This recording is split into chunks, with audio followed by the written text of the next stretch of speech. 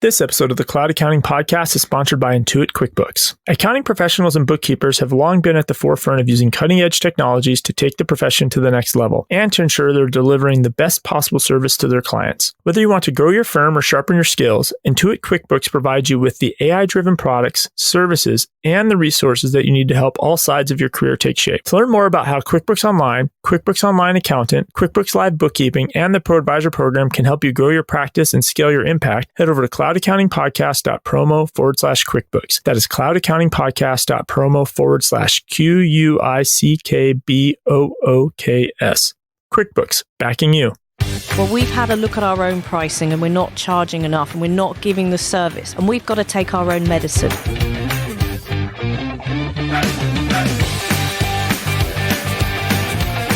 Welcome to the Cloud Accounting Podcast. I'm Blake Oliver. I'm David Leary. Michael Palmer, the CEO of Pure Bookkeeping and the host of The Successful Bookkeeper. I'm Michelle Weinstein, the host of the Abundant Accountant podcast. I'm Heather Townsend, the founder of the Accountants Millionaire Club. Woo! Yeah. We're all here. So welcome. We are here. It's our first podcast recording today at QuickBooks Connect 2019. So I brought all of you on because I would go through all the speakers and try to figure out what would make a good panel or what would make a good episode. And all of you are coaches. Now, there's a lot of coaches here at QuickBooks Connect, but a lot of them are like small business coaches. But what's special about all of you specialize in coaching accountants and bookkeepers. Oh, yes. Some of you focus more on the marketing side. Some of it's more on the process side. So what's the number one thing right now accountants or bookkeepers are asking for help with? Well, it's number one in the talk tomorrow, and it is mastering the art of pricing. Pricing. It is an art. Mm-hmm. It's an art. It's a long journey as well. Long journey. So is it just creating the price or is it having that pricing conversation? I think that's something you always talk about, right, Michelle? I talk about the conversation, but he's right on. Because I just had a conversation with someone else. I just told them triple whatever they thought it was. That is, I agree with you. I agree absolutely with you. Okay, good. And that's part of the journey. That's part of mastering it, right? Taking those steps. So a little show of hands, and who is a value pricer here? Are you guys all into value pricing, or is it fixed pricing? I think I'm going to jump in here. Yeah. A lot of what we talk about value pricing is not value pricing. Actually, we're talking about, when we say value pricing, we're more talking about fixed fee pricing based around a cost plus margin model. Right. When you're selling tax, actually, and you're doing that on a contingency fee, success fee, that is true value pricing. If you're doing access to funding and you're taking a percentage of the funding, that is true value pricing. But what we're mostly talking about, and a lot of the pricing gurus have gone and put this out, that your value pricing. Actually, no, you're just putting up your margins. But the problem is, and I agree with you, the real problem here is we've got a marketplace that is moving from pay by time, charging by time, and now moving to fixed fees. Now, the UK is probably 5 years ahead of the US. Wow. So I can give you all the kind of where do people go wrong, where do they go wrong, but it's still an issue in the UK. Pricing is still an issue. You have a population of people that typically have underpriced because they needed the work. They didn't have the confidence. They've now got legacy clients, so low fee, low recovery, and they're like, I cannot grow, I cannot do what I need to do because my price is wrong. And it's such a mental game that they have to overcome. Yeah, I just literally had this conversation with someone. He has 125 clients paying him like $275 a month. I said, great, they're all going to pay you $899. That means you can get rid of 84 of them if they don't come back. You've got only 40 clients where it is high margin. And now you have time to go and focus on like the real work that you want to do. Because you just don't have, and I think a lot of accountants that I come across, they want to double their revenue, but they don't want to increase and improve their mindset. No. And I would say that's the number one question I get when people, because I had a bookkeeping practice, and people ask, well, how do I charge for bookkeeping services when they're getting started or they're adding it to their firm? And I mean, it's I can't, like, how do you answer that question? It's on the Facebook groups every day. You see some posts, like, how much should I charge for my bookkeeping practice? And of all the people that I've interviewed and actually seen get it right, it is a journey that begins with, number one, valuing who you are, number one. Because it's like you've mentioned, right? It's about their own self-worth. And when you own a small business, it's you. So you're pricing yourself in the beginning. Right. And so the next step is then education. It's like there's so much education out there, but you have to educate yourself. What is pricing? Like Heather, you were talking about, people are misunderstanding what value pricing is. So educate yourself about all the different options that are out there for pricing, That gives you knowledge. Knowledge is power. And then it moves into where you can start to take action. And where I've really seen people win is doing those steps. Value yourself, educate yourself, value what you do, and then get help, get mentoring, because you've got to go through some hurdles. You've got to jump across the crevasse, and you need someone to go, hey, you better get jumping. Well, you got to invest in yourself first before you can have someone else invest in you at a really high level. Yeah. And one of the other I had a brain date, and she wanted to double her revenue, but it's been going the same for the last 15 years. I said, do you typically go and look for a deal and a discount everywhere you go? Because that's her complaint. She's like, yeah. I said, well, until you start buying first class seats and finding the most expensive things, then we're not going to be able to shift the way you think, and then you're not going to attract the right people, right? It's the law. It's an actual universal law. What is a brain date? I've been doing loads of those. So this is a QuickBooks thing where lots of experts have put themselves up and you can book time. So I've just spent 5 hours mostly talking about pricing actually around this. Yeah. And interestingly, we were finding from our members that their biggest issue was pricing. So we've gone deep into neuroscience. We've gone deep into pricing, behavioral economics. We've looked at the most up-to-date IP. Our book Pricing with Confidence, we quietly put on Amazon last week. And we've literally taken... because it starts with your mind. Right. It's all about overcoming fear. It's everything, and your brain is trying to keep you where you are to avoid having those difficult conversations. Because after all, if you put up your price, you're going to lose the whole of your firm, aren't you? And this is the sort of fear that we put in our minds. And actually, when it comes to pricing, you have to win the inner game in your mind first. And only then do you need to go to your growth plans and your profit margins and all of this sort of stuff and your sales process so that you can actually demonstrate the value as you go through the process. So I'm all set, right? I'm mentally there. I've trained myself. I've been working out. I'm ready to raise my prices. How do I go and have that conversation with a client I've been charging $250 to a month? Okay, you're going to pay me $899 now. Like, how does that conversation even start? And I just to tag on to what you said, David, that was always my biggest challenge when I was in practice. It wasn't necessarily the new clients coming in the door, because I could change my pricing and I'm having a new conversation, but it was the ones that I'd had forever, right? And I felt this like just fear of having that conversation with them. And sometimes it would go on for so long that to really bring them up to market rate, I'd have to like double the price, triple the price. And I think there's a couple of things here. Is the first thing is to understand what you should be charging them. Yeah. Then you need to put yourself in their shoes. Yeah. You know, if someone turned around to you and said, Blake, look, what I've been doing for you, I'm going to charge you 3 times as much. You'd go, So this is about demonstrating your value, justification for it, and a classic line, and anybody that's listening, write this one down.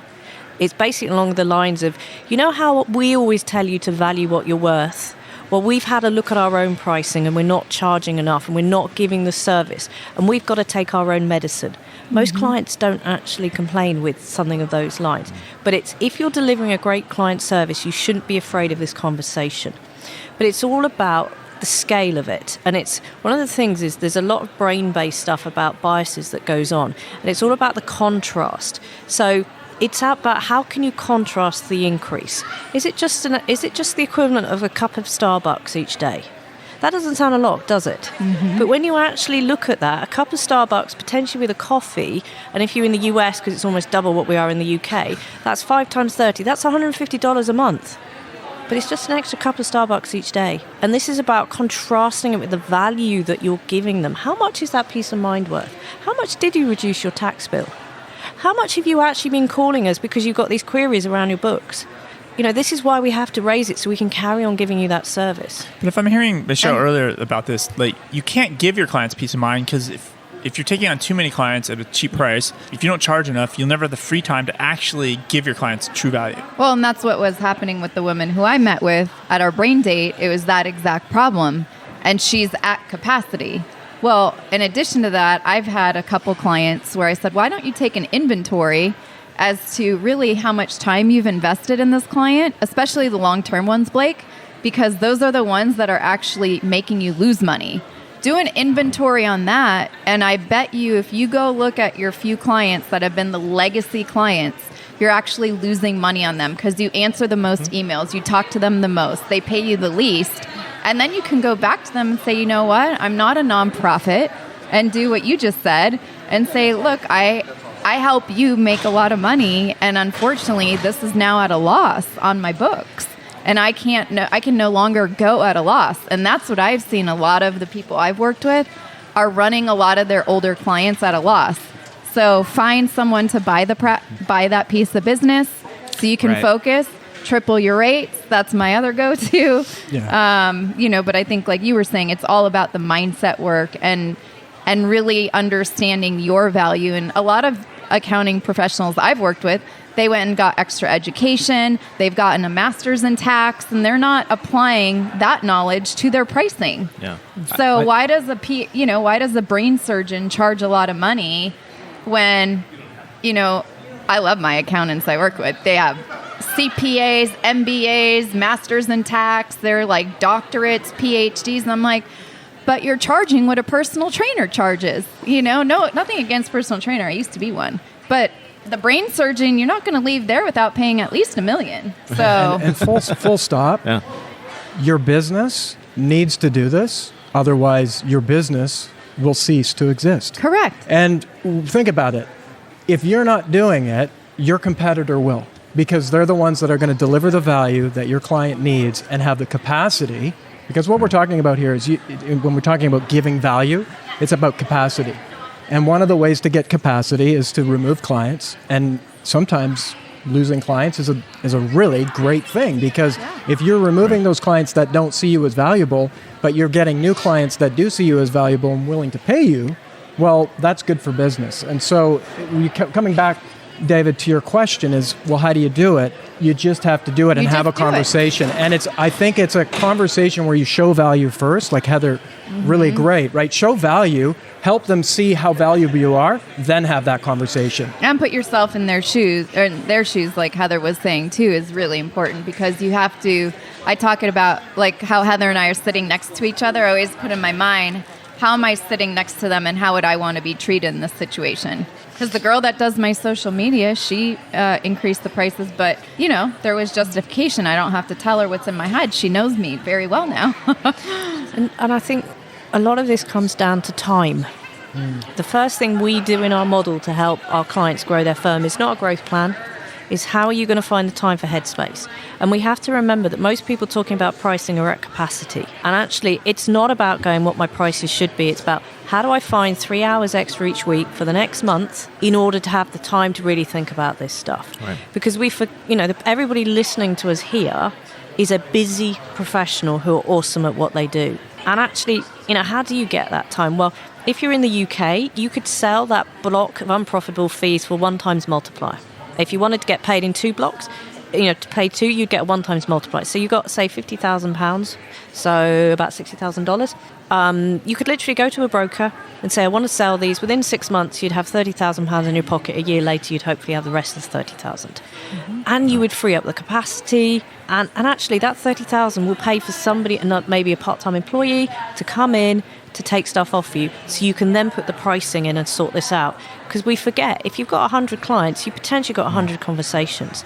That's the problem. No, I just want to call out something you said. I apologize for interrupting. But like when we think of our capacity in terms of 2,000 hours a year, we tend to fill it all the way up, right? And we don't leave any room for improvement. Or health, or sales that's big and marketing. That's a big thing for us. Yeah. And so, tell me what you think about this. I like to think of capacity in terms not of hours, but in terms of relationships. How many clients at different service levels could I actually talk to enough to make them feel cared for? It's not because the work that we do these days is becoming so automated that that's not what takes up my time, right? It's the emails, the phone calls, the meetings. And just like being able to stay on top of relationships, I think of it like a classroom, right?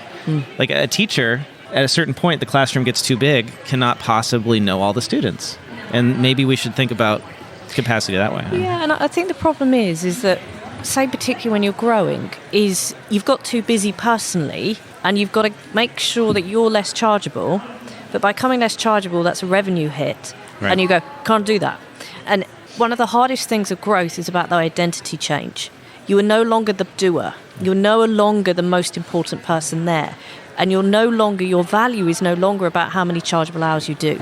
And that's one of the really, really hard things. Because for everybody that's been in practice, what do they get? What do they give themselves a dopamine hit? What is about the things they're doing well? It's about how much I put on my timesheet that I've personally built. And we're trying to tell people that, no, it's not about what you personally bill anymore. It's about actually what we do in the round. It's about you being able to take back 8 hours a week in order to grow your firm.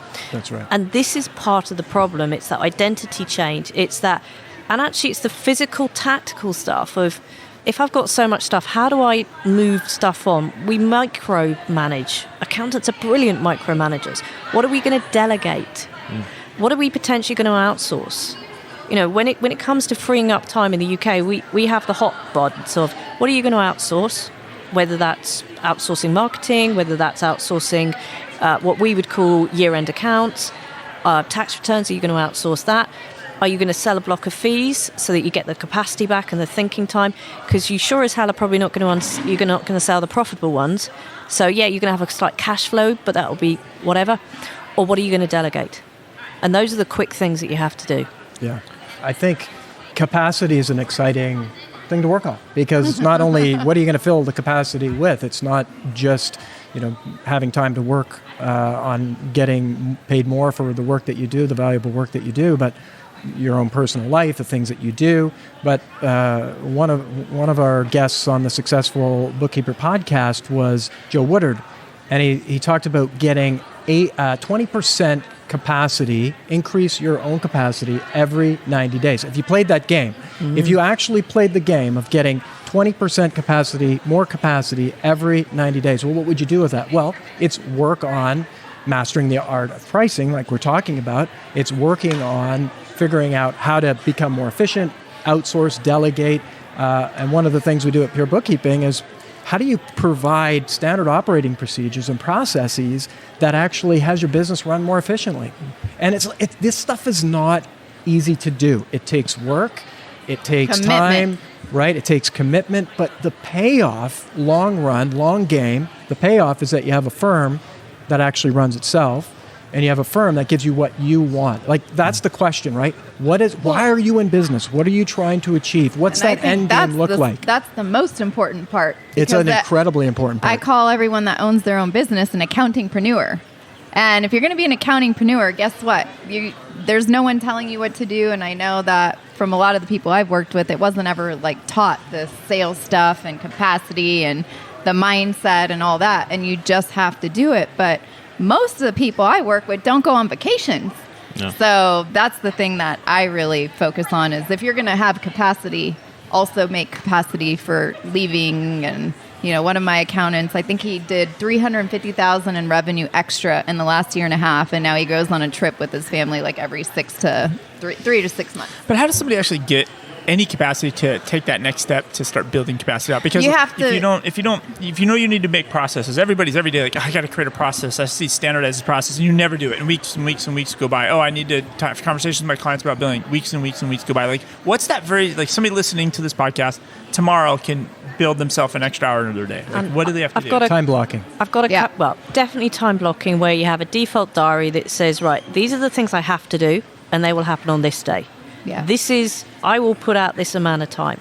And interestingly, we had someone that just joined the club, and they spoke to us about joining in February. It's now November. And they were going to do this and this and this and then join. They didn't do any of it. Yeah, you're absolutely right. They did that incorrectly. They should have joined first. Yeah. And I think, and I know we're coaches, and I know this is our mantra, but most accountants have got comfortable being uncomfortable. And actually, we need to challenge the status quo. So that means you've got to tap into your why. Mm-hmm. Why are you doing this? Why now? For most people, I've had about 3-4 brain dates today talking about increasing pricing. And I asked one lady, why now?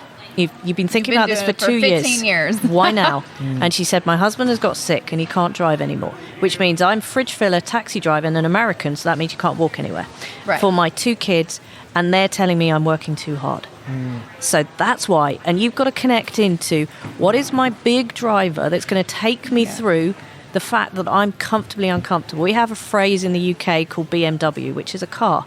And I'm going to do the polite version of it, where we as accountants, we bellyache, we moan, and we whinge, and that's our norm.